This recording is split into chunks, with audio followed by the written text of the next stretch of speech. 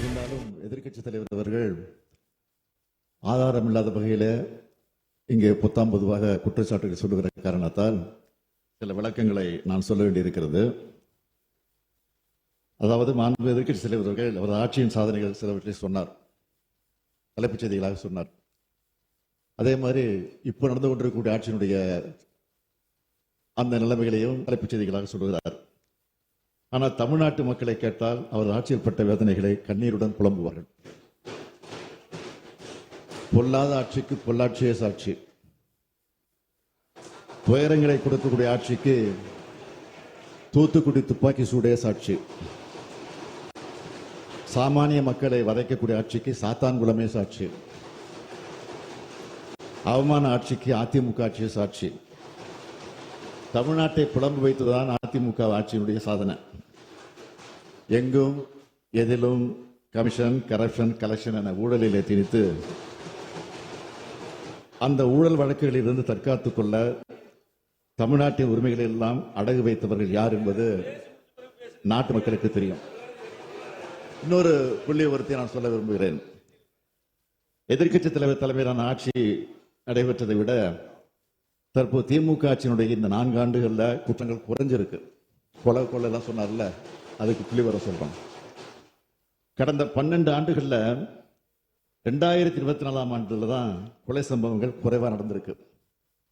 இன்னும் சொல்லணும்னா கடந்த 4 ஆண்டுகளாகவே ஒவ்வொரு ஆண்டும் கொலைகள் குறைஞ்சிக்கிட்டு தான் இருக்கு. கொலை குற்ற விகிதம் 1 லட்சம் மக்களுக்கு தேசிய சராசரி 2.2 என்றால் தமிழ்நாட்டில் அது 1.1 குறைஞ்சிருக்கு.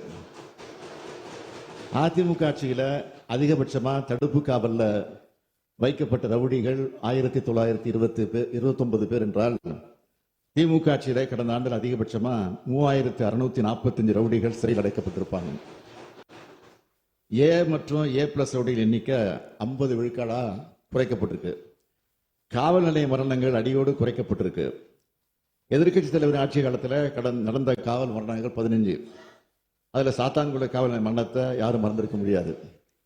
ஆனா அதிமுக ஆட்சியில 4 ஆண்டுகள்ல இது 3ஆக குறைக்கப்பட்டு, ஆனா திமுக ஆட்சியில 4 ஆண்டுகள்ல இது 3ஆக குறைக்கப்பட்டு 2022 ஒரு காவல் நிலைய மரணம் கூட இல்லைங்கிற நிலையை நாம ஏற்படுத்தி இருக்கிறோம்.